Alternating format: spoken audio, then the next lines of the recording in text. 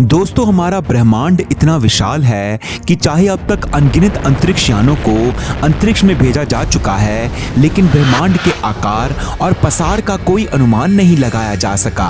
अब तक ना जाने कितने अलग अलग तरह के मिशन ब्रह्मांड में भेजे गए हैं और उनसे मिली जानकारियों से हमें ब्रह्मांड को और जानने की उत्सुकता बढ़ी है। आज हम सौर मंडल के जितने भी ग्रहों के बारे में जान पाए हैं वो सब इन मिशंस के कारण ही है। लेकिन क्या आप जानते हैं कि इन ग्रहों की आवाज कैसी है? यहाँ पर आपको बता दें कि ब्रह्मांड में आवाज ट्रेवल नहीं करती क्योंकि वहाँ पर आवाज के ट्रेवल करने का मीडियम नहीं है।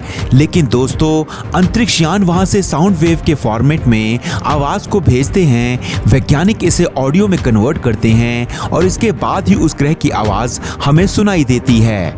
इस तरह पाई गई ग्रहों की आवाज काफी डरावनी लगती है और कुछ ग्रहों की आवाज काफी अच्छी भी लगती है। तो आइए आज आपको सुनाते हैं सौर मंडल में मौजूद सभी ग्रहों की असली आवाजें। वीडियो शुरू करने से पहले वीडियो को लाइक और चैनल को सब्सक्राइब करना ना भूलें। दोस्तों, स्पेस एक्सप्लोरेशन में विज्ञान ने काफी तरक्की कर ली है। हमने ना सिर्फ सौर मंडल में मौजूद ग्रहों की आवाज का पता लगाया है, बल्कि यूनिवर्स की शुरुआत में उत्पन्न हुई आवाज का भी पता लगाया है।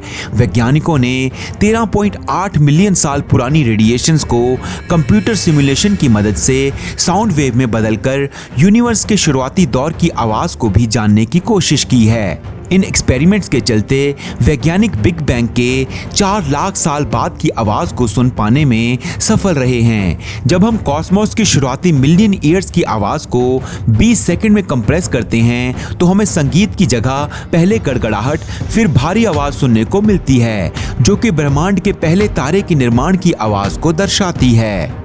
मरकरी यानी बुध ग्रह की आवाज। दोस्तों, मरकरी सौर मंडल का सबसे छोटा और सूरज के सबसे नजदीकी ग्रह है। इस वजह से यहाँ गर्मी भी बहुत अधिक है। अंतरिक्ष की तरह यहाँ भी वातावरण नहीं है, जिसकी वजह से यहाँ आवाज ट्रेवल नहीं करती। लेकिन अगर आप इस ग्रह की सतह पर अपने कान लगाकर बुध की वाइब्रेशंस को सुनने की कोशिश करेंगे तो इसकी जो आवाज आपको सुनाई देगी वो कुछ ऐसी है। वीनस यानी शुक्र ग्रह की आवाज।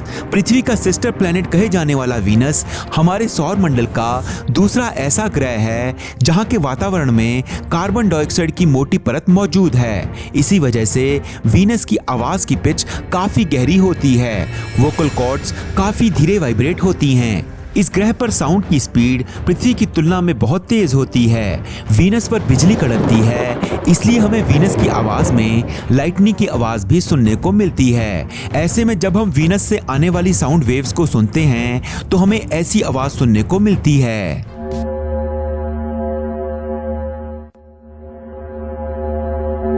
अर्थ यानी पृथ्वी की आवाज। दोस्तों, अब बात करते हैं हमारे अपने घर अपनी पृथ्वी की। कई अरब सालों से पृथ्वी ने चुपचाप स्पेस में यात्रा की है।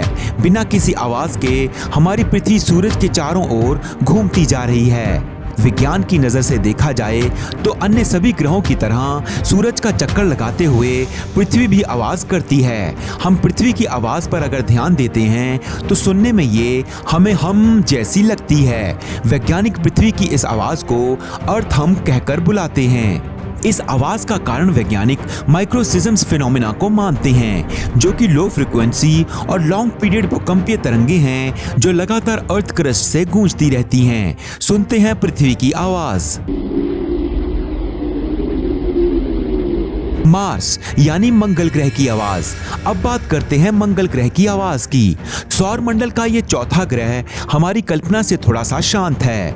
असल में मंगल ग्रह का वातावरण बहुत पतला है। इसकी वजह से वहां शक्तिशाली तूफान का बनना थोड़ा मुश्किल है और इस पतले वातावरण के चलते साउंड वेव्स भी एक सीमित सीमा तक ही यात्रा कर सकती हैं।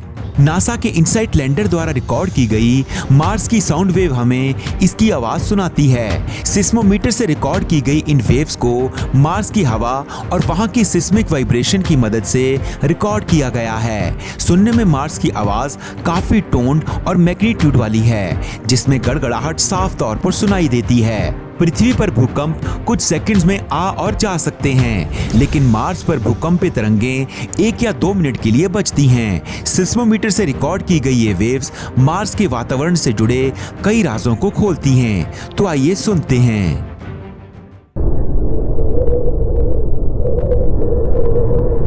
जुपिटर यानी बृहस्पति ग्रह की आवाज।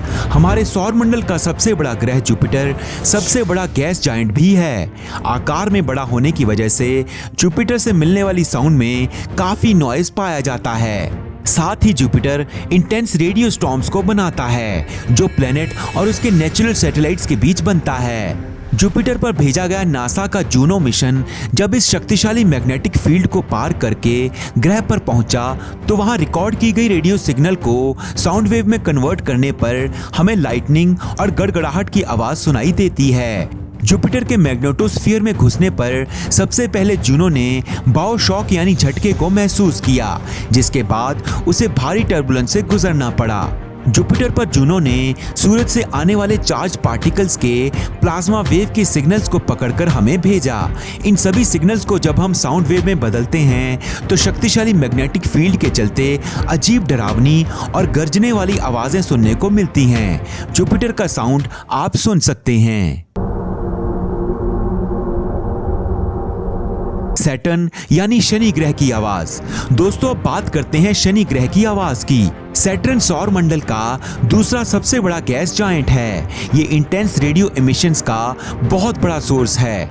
कैसिनी स्पेसक्राफ्ट द्वारा इस ग्रह पर भारी मात्रा में रेडियो एमिशंस को रिकॉर्ड किया गया था। ये रेडियो वेव्स ग्रह के पास मौजूद अरोरा से बनती हैं। सैटर्न पर बनने वाले अरोरास पृथ्वी पर बनने वाले अरोरा से मेल खाते हैं। इन रेडियो एमिशंस को साउंड वेव्स में बदलने पर हमें सैटर्न की जो आवाज मिलती है वो काफी हैरान करने वाली होती है। सैटर्न की आवाज शुरुआत में तो बांसुरी की कोमल गुनगुनाहट जैसी लगती है, लेकिन धीरे धीरे आवाज में बदलाव आता है और फिर हमें साउंड के फटने और रूखी हवाओं के तेज होने की आवाज सुनाई देती है। आवाज में लाउडनेस कुछ समय के लिए रहती है, फिर ये धुन एक कोमल गुनगुनाहट में बदल जाती है। कैसिनी द्वारा रिकॉर्ड किए गए साउंड दरअसल हमें सैटर्न यानी शनि ग्रह और उसके आइसी मून एक्लेडस के बीच होने वाली प्लाज्मा मूवमेंट की वजह से ही सुनने को मिलता है। सुनिए सैटर्न की आवाज। यूरेनस यानी अरुण ग्रह की आवाज। अन्य ग्रहों की तरह यूरेनस से भी हमें इलेक्ट्रोमैग्नेटिक सिग्नल सुनने को मिलते हैं, जिनको सबसे पहले वॉयेजर ने कैप्चर किया था। इंटरस्टेलर स्पेस की ओर जाते हुए जब दोनों वॉयेजर्स सौरमंडल के बाहरी हिस्से से गुजरे तो उन्होंने यूरेनस और नेपच्यून से आने वाली इलेक्ट्रोमैग्नेटिक वाइब्रेशंस को कैप्चर किया।